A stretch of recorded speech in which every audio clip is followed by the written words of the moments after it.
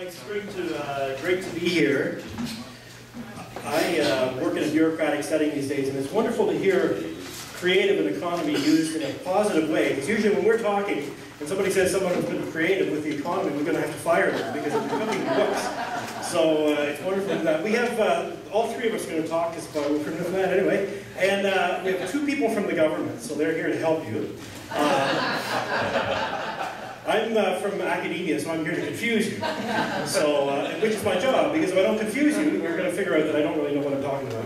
And that's not going to work anyways, is it? So, I must say though, just at lunchtime we saw at the back there's a garbage pail in between the two drink places, and it says on the side, policy studies.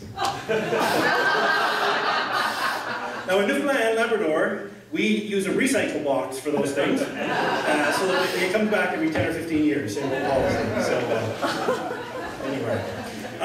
Let me just go quickly. The path we'll take through this project. We're going to talk a little bit about clusters, creative economies. Really, most of that is in the paper, so I won't go over much of that. But how do they come to see themselves as a cluster is really a central question. And then talk about that in the context of Western Newfoundland. How many people have been to Western Newfoundland? Well, we can take it and say whatever we want then. Pretty much, clusters come obviously from Porter. His ideas, his nuances on regional economic development advantages and so on, synchronicity, that there's greater than the sum of its parts, that people work together. The creative economy, creative class, of course, some discussion of that this morning, and there's obviously, we could have a whole conference on issues around data and how do you measure it and all of that good stuff.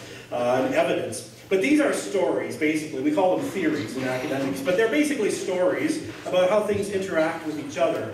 And what we're trying to do is take some of these stories and figure out how does it relate to what's happening in Western Newfoundland? How can we think through our experiences there in Western Newfoundland using some of these stories?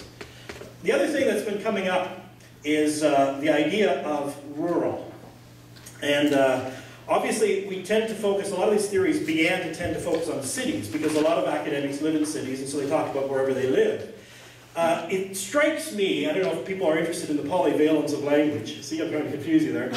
It strikes me that urbanism is an interesting word because it's like ageism. If I say ageism is happening in the world, it is. People are getting older, the average age. But ageism has an idea there of discrimination, right? So if I say urbanism should be seen sometimes in the same way, you kind of get my point. That sometimes there's a discrimination against rural based on geography, and maybe that's one of the last fractures that we haven't really dealt with yet. Now even suburbs in the theory come in for a rough ride, which is fine, because I think rural and very urban could all pick on suburbs together, and that's maybe where we can find some sort of commonality. I'm sorry for the people who come from suburbs here. But when we think about rural and culture, it's often either romanticized or it's stigmatized. And we're looking for a space in between that.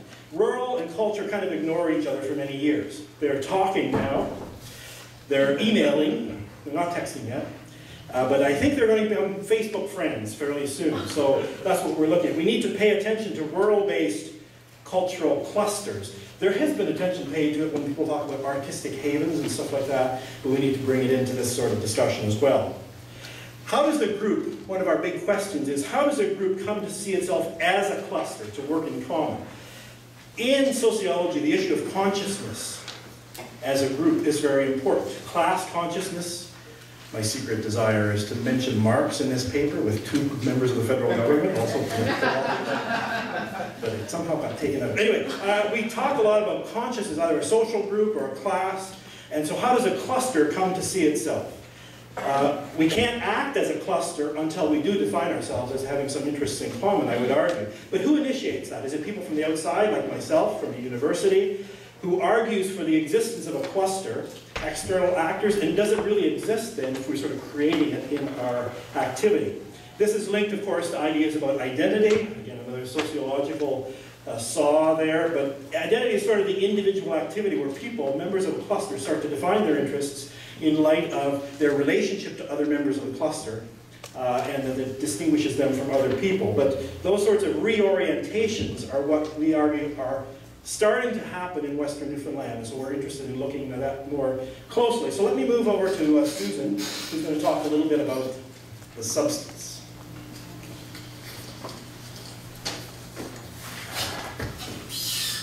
So in Western Newfoundland, there's been some deliberate efforts to develop the cultural sector. And what we want to argue is that there's been three main steps involved. And the first one has been to really try to make the sector more visible.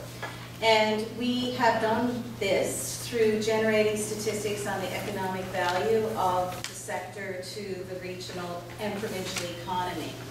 And this has been important in creating an awareness both inside and outside the sector of its contribution to the region. The second step in the process has been to find ways, and we heard a lot of this morning, to bring people together to talk about their collective needs and their opportunities. And this has been done on a number of different fronts and initiated by different parties in the Western region. Government organized a consultation where we brought together people from different arts organizations to talk about opportunities for regional development, regional cultural development. An artist-led group has come together in the Corner Brook area to look at the possibility of a multi-purpose art space. And a group of young artists has come together to look at entrepreneurial opportunities.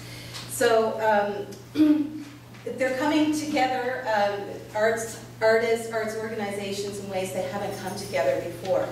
A third step has been to encourage broader linkages with groups and organizations that can support the development of the sector. Canada Business Newfoundland and Labrador, for instance, was asked and has developed a one-stop business information service for the cultural sector. And this has added a really important business development dimension to the sector development, or to the cluster consciousness. So I want to just take a minute to ground this in the specifics of place. And for those of you who haven't been to Western Newfoundland, it's a really large geography with a relatively small population. The city of Corner Brook is the largest service centre with a population of 22,000, and there's a number of smaller service centres in the region, populations ranging from 2 to less than 8,000. And the economic base of the region is primarily resource industries, fishing and forestry in particular. There's also a growing tourism sector with Grossmoor National Park, which is a UNESCO World Heritage Site, and that's the primary driver to bring people to the region. And we estimate that there's 174,000 visitors who go to that region because of the park a year. So in 2008, ACOA undertook an internal analysis to try to understand the economic impact of the Western region's cultural sector. And this economic analysis concluded that the GDP impact was $31 million, and that the total employment was 665 full-time equivalent positions. And I think Ivan later on is going to talk about how important that is in terms of the perception of the importance of that sector. And the region's cultural assets range from heritage, academic, and hosting infrastructure to arts, tourism, media organizations, and a range of festivals and events in different cultural disciplines. And people have been coming together from these different organizations, but generally it's around a specific event or it's within a specific discipline. And what we've been doing is trying to get people from a variety, a range of disciplines to come together and look at collective opportunities. So what's the role for government? Well, we think that there is a role, and that working with a broad base of community partners who may or may not be in touch with one another, government can sometimes see synergies that individual organizations may not see themselves. But to be effective as a broker for partnerships that can act as catalysts for regional cultural development, government needs to have mechanisms in place, to have meaningful interaction and collaboration with stakeholders. So ACOA, we recognize through our internal analysis and our on-the-ground experience that the cultural sector had significant economic impact, it had a critical mass, and it had assets on which further development could be based. And we launched an internal strategic team. So this was really a new way for COA to be working that we've been exploring for some time. We call them opportunity-based teams. But it's basically bringing together a range of resources and expertise within the organization to work with stakeholders early in the development of opportunities in specific sectors or places. And these teams are mechanisms for developing opportunities rather than for waiting for projects to be submitted by individual proponents. So Mark's going to talk a little bit about what the action has been to date.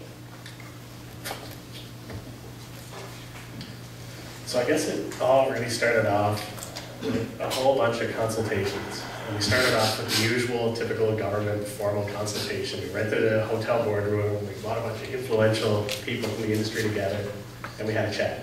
And we came up with a few ideas. And that was all fun. And we even threw some ideas out, and we got some lukewarm, I guess, reception. So then we took the ideas from that session and literally went to the kitchens and the parties and the events of the artists. So we went to where they were comfortable. And so we probably talked to, I lost count, but it's over 50 artists or arts groups, and we've used our boardroom once in the whole process. So we've been out visiting them, either on the side of the street, we've gone to their business unannounced and just had an informal chat, done all sorts of engagement one-on-one. And then we started bringing people together.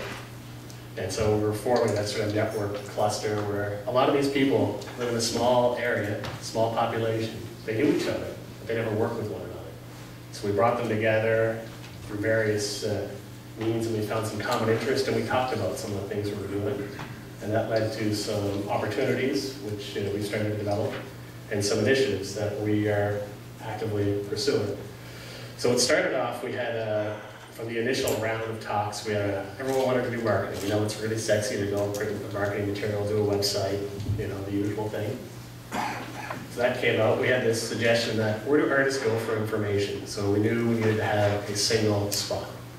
The artists talked about knowing business skills. You know, they're in it for the art. They'd like to make a living at it, but don't know how. So how do we work with that? And then we're in the gym, it's Grossmore National Park, and we realized that's a spot that has a whole bunch of really neat things happening.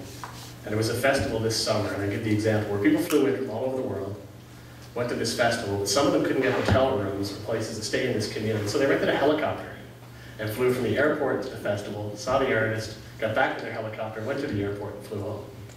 And these weren't speakers at this festival, or they were other world-renowned artists who just wanted to come hang out. So it's a really neat thing that's happening. And they do have 170,000 visitors in about a 3-month period. And then it pretty much shuts down for the winter. So out of all that, we came to realize we need to do something special in Grossmore.